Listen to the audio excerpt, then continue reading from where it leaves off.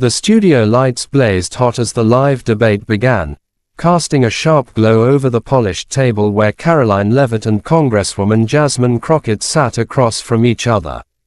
The tension was palpable even before the first words were spoken, the kind of unspoken electricity that every audience member could feel humming beneath the surface. It was supposed to be a discussion on immigration reform, a topic already politically charged, but no one expected the night to spiral into something that would have the entire nation watching on repeat. Karoline, clad in a stark red blazer, leaned forward first, speaking crisply about border enforcement and national identity.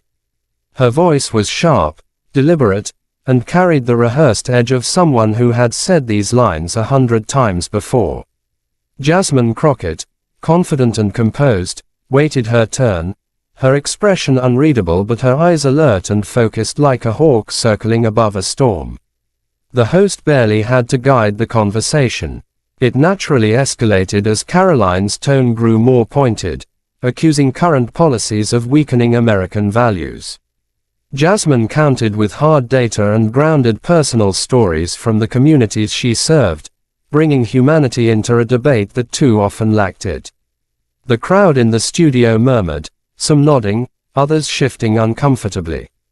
Karoline, seeing that the attention was drifting toward Jasmine's passionate account of immigrant families and systemic struggles, leaned in more aggressively. She began interrupting, using phrases like, real Americans, and traditional values, while Jasmine tried to speak over her with dignity, not letting the provocations derail her calm.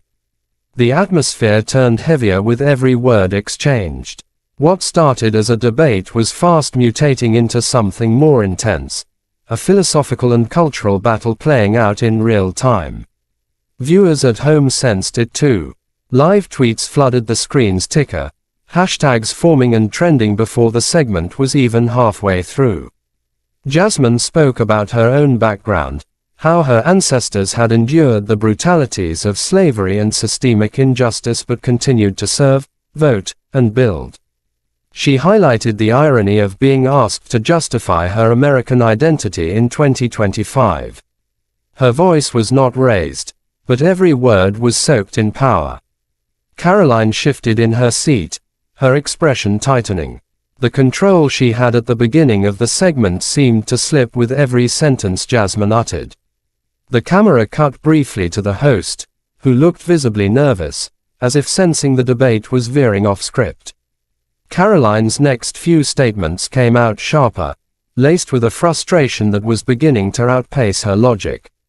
Jasmine, unfazed, brought up policy, legislation, and real-time consequences of divisive rhetoric, refusing to make it personal, even when the undertones in Karoline's voice clearly were.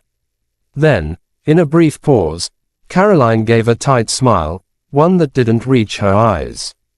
Jasmine had just finished quoting Frederick Douglass and referencing the generational contribution of African Americans to every corner of American life.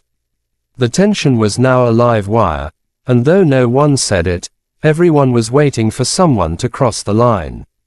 The audience, the host, the panelists, all felt the weight of what was about to unfold. What had started as a discussion on immigration had become something deeper, a national mirror held up in prime time. The room fell into a tense silence as Jasmine Crockett concluded her impassioned point, her voice calm but unshakably firm, echoing with generations of strength. Even the camera operators seemed to hesitate, holding their angles steady as though something far bigger than politics was unfolding. Karoline Leavitt sat across from her, a slight twitch in her jaw betraying the smile she wore. Her fingers drummed lightly on the desk, restless, impatient, as if she were trying to regain footing in a conversation that had veered beyond her control. The host glanced nervously between them, sensing the atmosphere shift, but before he could move the topic forward, Karoline leaned in, her voice laced with sarcasm and something colder. "You know, if you hate it here so much," she said, eyes narrowing slightly, "maybe you should just go back to Africa." The words hit the air like a thunderclap. The audience gasped audibly. The host's jaw stiffened. For a moment, time seemed to pause, frozen in the shock of what had just been said on national television. Even Karoline herself appeared to register the magnitude of her outburst, but she didn't take it back. She simply sat there, staring directly at Jasmine, daring her to react. On the live feed, the camera instinctively zoomed in on Jasmine's face, now calm in a way that was more unnerving than any loud reaction could have been. She blinked once, slowly, then sat back in her chair, her eyes never leaving Karoline's. The audience, a mix of stunned silence and murmured disbelief, didn't know what to do. On social media, the moment had already been clipped, replayed, and hashtagged. The control room, visible behind the stage through a pane of glass, lit up with frantic movement, producers speaking into headsets, phones ringing off the hook. But at that table, in front of America, it was just Jasmine and Karoline, locked in a moment that would become the defining image of the night. Jasmine's lips parted slightly, as though she was about to speak, but instead, she took a breath. Deep, controlled, the kind of breath taught to people who've had to stay composed in rooms that tried to silence them. Karoline shifted, as if she expected a shouting match, some emotional explosion she could then dismiss as hysteria or overreaction. But none came. Jasmine just watched her with a gaze so penetrating that it seemed to dismantle the insult word by word. The host, trying to regain control, cleared his throat. "Congresswoman, if you'd like to respond." But Jasmine held up one hand gently, signaling that she didn't need help. She had been here before. Not here, exactly, but in rooms like this, with stares like that, words like those. The difference now was that millions of people were watching, and the curtain had just been pulled back on something raw and real. Karoline sat stiffly, maybe realizing too late that her words weren't just controversial, they were explosive. Unforgivable to some, unmasking. Her confidence wavered, if only for a second, as she glanced toward the host and then back at Jasmine, waiting for the storm she had invited. But the storm wouldn't come the way she expected. It would arrive, no doubt, but not through yelling. It would come with precision, with history, with truth so undeniable that it would leave her exposed in a way she hadn't anticipated. Answer, the moment hung in the air like a live wire, waiting for Jasmine's response, which hadn't yet come. But when it wouldn't just answer Karoline. It would speak to America. Jasmine Crockett adjusted the microphone slightly in front of her, not out of nervousness, but with the composure of someone who had just been handed a moment that would define not just her, but the values of millions watching. Her eyes, dark and unwavering, remained fixed on Karoline Leavitt, who had just told her, in front of a live national audience, to go back to Africa. But Jasmine didn't flinch, didn't raise her voice, didn't offer even a trace of visible anger. Instead, she let the silence sit just long enough for the weight of those words to soak into every corner of the studio. The silence wasn't empty. It was deliberate, charged, historic. She was preparing not a comeback, but a statement. When she finally began to speak, her voice was low but strong, resonant, deliberate, and sharp as a blade. "What you said is not just offensive," she began, "it's revealing." Her gaze didn't flicker, because every time someone like me speaks truth to power, stands up in a room where we weren't always allowed to speak, we're reminded, by people like you, that our voices still make you uncomfortable. A few murmurs rippled through the studio audience, but Jasmine didn't break focus. "Let me make something perfectly clear. I am not from Africa. I am from America, Texas-born, American-bred. My ancestors were brought here in chains, built this country brick by brick, cotton field by cotton field, and died without seeing justice. And now you, descendant of privilege, tell me to leave the house my people built." She paused again, letting the gravity of her words hit Karoline looked stunned, caught off guard by the calm ferocity of the response. Jasmine continued, every generation of black Americans has had to answer to that same insult. Go back. Back where? My roots are in this soil deeper than yours. My grandmother picked cotton in Mississippi. My great-grandfather was a Buffalo soldier. My father served in the army. We have bled red, white, and blue for a country that still can't decide if it wants to claim us. There was no shouting, no theatrical anger, just facts, history, and an iron backbone forged in centuries of resistance. You don't get to define patriotism by who looks like you. I love this country enough to fight for it to be better. Do you? Her question lingered in the air, pointed and unanswerable. Karoline blinked, her lips parting slightly, but no words came. Jasmine leaned forward slightly. You can't bully me into silence. You can't shame me into disappearing. You can't erase the contributions of my ancestors or the pride I carry in my blackness. Because I walk in their footsteps every single day. A tearful woman in the audience nodded slowly, mouthing the word, yes, under her breath. Jasmine glanced toward the cameras. To every young black girl watching tonight, I want you to remember this moment. When someone tells you that you don't belong, that your voice is too loud, too angry, too black, know that you are standing on sacred ground. You are worthy, you are powerful, and you are not going anywhere. The crowd stirred with quiet applause, still hushed by the gravity of the moment. The host didn't interrupt. He didn't dare. Karoline Leavitt sat silently now, her posture stiff, her eyes flicking nervously between Jasmine and the host, unsure of what to do, how to respond, or whether to even try. But it didn't matter. Jasmine had already won, not the debate, but something larger. She had taken a slur meant to dehumanize her and turned it into a moment of truth, of empowerment, of unshakable dignity. Jasmine gave one last look at Karoline. You thought you could reduce me to a stereotype. But I am a reflection of every American who's ever been told to sit down and decided to stand up anyway. I'm not going back to Africa.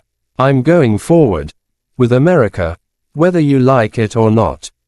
And with that, she leaned back in her chair, composed and proud, while the room sat in stunned reverence at what they had just witnessed. The moment Jasmine Crockett delivered her unforgettable response, the country seemed to collectively pause.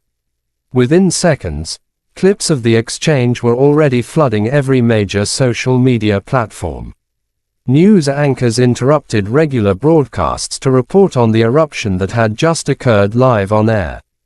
Twitter, Instagram, Facebook, TikTok, every app was lit up with hashtags like hashtag #GoBackToAfrica, hashtag Jasmine Crockett, and hashtag #MicRupMoment. The video of Jasmine's poised, commanding takedown was being replayed and dissected by millions. Some called it the most powerful response ever delivered on live television. Others said it was the clearest evidence of how deep racial divisions still ran in modern America. But no matter which side someone was on, one thing was clear: this was a cultural earthquake. In New York, Times Square screens played the clip silently but powerfully, capturing the attention of passing crowds.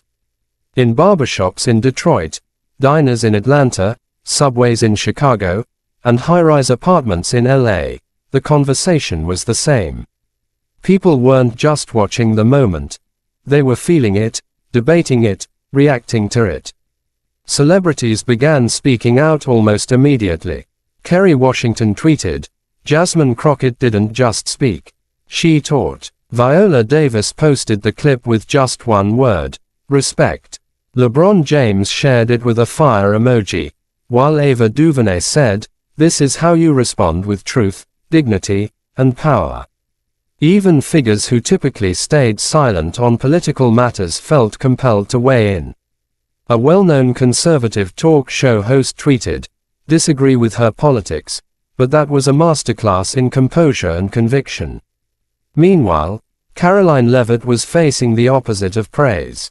Her team issued no immediate statement, which only fueled the backlash. People flooded her social media accounts, calling her out for racism, disrespect, and ignorance. Some demanded she resign from her position, while others said she should never be allowed back on national television. Outside the network studio, protesters began gathering by that evening. Dozens turned to hundreds, holding signs that read, "We belong here," "Black history is American history," and "Crockett for president." News trucks lined the block. Microphones stretched toward anyone with an opinion. People chanted, cried, hugged. The energy was raw, intense, electric. And it wasn't just Black Americans reacting. It was immigrants, veterans, students, teachers, mothers, fathers, everyone who had ever been told they didn't belong. Back in D.C., lawmakers were also reacting. Congresswoman Ayanna Pressley issued a statement calling the moment a seismic reckoning. Senator Cory Booker praised Crockett's grace and strength. Even more moderate politicians felt forced to speak. Some tried to walk a tightrope, condemning the language but avoiding full endorsement of Crockett's remarks. But the pressure to choose a side was mounting fast. Silence now felt like complicity. Karoline's allies tried to reframe the narrative, claiming she'd been taken out of context, but the footage spoke for itself. No editing, no ambiguity, just a cold, loaded insult met with unmatched resolve. That night, the late shows took it on too. Trevor Noah opened with the clip and called Jasmine's response the embodiment of power in the face of ignorance. Stephen Colbert replayed the video before joking, "When you serve truth like that, you don't need a mic, you need a judge to declare the debate over." Even comedians knew better than to mock Crockett. There was nothing funny about what she'd endured, only awe at how she'd handled it. In classrooms across the country, teachers adjusted their lesson plans. Some showed the clip, others assigned essays. What does it mean to belong? Became a national question. On talk radio, truck drivers discussed it between deliveries. Grandmothers in living rooms cried watching Jasmine speak. Children asked their parents why someone would say something so hateful on TV. Parents struggled to answer, but many pointed to Jasmine's response as a blueprint for pride, power, and patience. Meanwhile, Jasmine herself remained composed. She posted a single message online: "I'm not going anywhere. Neither are the people I stand for. Thank you for your support. Now let's keep moving forward." It was brief but bold, just like her performance on that stage. Her campaign donations spiked overnight. Her phone was flooded with calls and texts from civil rights groups, leaders, and supporters around the globe. She had stepped into a fire and come out not burned, but shining. As for Karoline Leavitt, the fire was just beginning. The longer she stayed silent, the louder the criticism became. Some former supporters began to distance themselves. A few conservative outlets tried to defend her, but even they struggled with the clarity of her statement. There was no spin that could erase the ugliness. Behind the scenes, her team was reportedly scrambling, planning damage control, drafting statements, reaching out to media allies. But the tide had already turned. The nation had chosen a hero that day, and it wasn't her. By the time the sun rose the next morning, the world had changed just a little. A new voice had emerged, not only louder but stronger. Jasmine Crockett hadn't just survived a televised insult. She had transformed it into a moment of national reflection. Karoline Leavitt finally resurfaced after nearly 24 hours of silence that felt like an eternity in the non-stop rhythm of American media. With mounting pressure from political commentators, media outlets, and even members of her own party, she was compelled to respond. A press conference was announced, hastily arranged and held in a sterile, corporate-looking room with a few flags arranged neatly behind the podium. Journalists packed in tightly, their faces a mix of skepticism and anticipation. The camera lights clicked on. Phones were raised. Microphones pushed forward. All eyes focused on Karoline, waiting to see whether she would apologize, double down, or implode entirely. She stepped up to the microphone dressed in a muted gray blazer, her usual media-ready smile noticeably absent. Her expression was stiff, carefully measured, as though sculpted by PR advisors. The room fell silent. She adjusted the microphone slightly, took a breath, and began. Good afternoon. I want to address the controversy surrounding my recent appearance and the comments I made to Congresswoman Jasmine Crockett. Her voice wavered just slightly at the mention of Jasmine's name, a telltale sign of discomfort behind the scripted delivery. I realize now that what I said was poorly chosen, and I regret the pain it caused, she continued, her tone flat, her eyes darting occasionally toward the cameras. It was not my intention to offend or demean anyone. In the heat of debate, words can be misconstrued. That line triggered a slight murmur from reporters in the front row. A few journalists shook their heads. Some even scoffed audibly, because the problem wasn't just what she said, it was that the nation had heard it loud and clear. There had been no misunderstanding. Her words had not been veiled or ambiguous.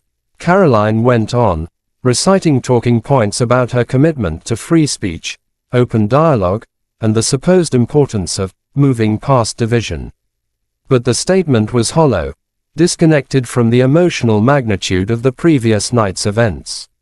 It didn't land, and the questions came fast. Do you understand why what you said was perceived as racist? One reporter asked. Do you think an apology is enough after such a remark? Another demanded. Why did it take you this long to respond? Karoline's responses were mechanical. She repeated variations of the same phrases. Regret, misunderstanding, unity, but she never fully acknowledged the specific racism of her statement. Never directly said the words, I was wrong. Never looked into the cameras with the sincerity people were hoping for. The damage, it seemed, had already sunk in too deep. Meanwhile, just a few miles away, Jasmine Crockett gave her own press conference. This one wasn't hastily arranged. It was precise, dignified, and powerful. Held at a community center, the backdrop wasn't a row of cold flags but a vibrant mural of civil rights leaders. Jasmine stepped onto the stage to thunderous applause. Her demeanor was steady, but she wasn't performing. She was speaking directly from the center of her soul. I did not ask to become a symbol this week, she said. But when someone tells you to go back to where you came from, and millions of people hear it, it stops being personal. It becomes public. And I believe the public deserves truth, not spin. The crowd was silent, gripped by her clarity. I accept that people make mistakes. But what I cannot accept is the erasure of what that moment meant. It wasn't just about me. It was about every person who has ever felt out of place in their own country. Jasmine didn't just condemn Karoline's words. She contextualized them. She reminded America that racial taunts dressed as political jabs are still wounds, still weapons. What we witnessed wasn't a misunderstanding. It was a mirror, and too many people saw themselves reflected in my experience, because they've lived it. The clip of Jasmine's second speech soon went viral too. This time, it wasn't just social media that amplified her, it was newspapers, websites, and evening news segments. Journalists called it a masterclass in public leadership. Editorials praised her for maintaining strength without sacrificing dignity. Pundits called it a new standard for handling racism in politics. But the most important reaction came from everyday citizens. Letters poured in. Donations spiked again. Young black girls sent videos saying thank you. Veterans wrote to her about what it meant to see someone stand firm under pressure. Karoline's team, meanwhile, tried to reframe the narrative again. A few pundits attempted to pivot, claiming she was the victim of cancel culture. But those arguments failed to gain momentum. Because the footage was still there. And so was the truth. No amount of spin could erase the moment that had been captured, replayed, and embedded into the national consciousness. Within days, sponsors pulled back from events Karoline was set to headline. One university cancelled her invitation to speak at a graduation. Conservative colleagues stopped defending her in public. And the pressure mounted inside her own party. She was no longer a rising star. She was a liability. Rumors swirled about whether she would step down from her committee roles or even resign. But none of that mattered as much as the larger shift that was taking place across the country. For many Americans, this wasn't just a news cycle. It was a reckoning. A moment where they saw the cost of silence, the price of prejudice, and the power of speaking back. Jasmine Crockett had reminded the nation that dignity can't be shouted down, and that even in the face of hate, grace can be the loudest answer of all.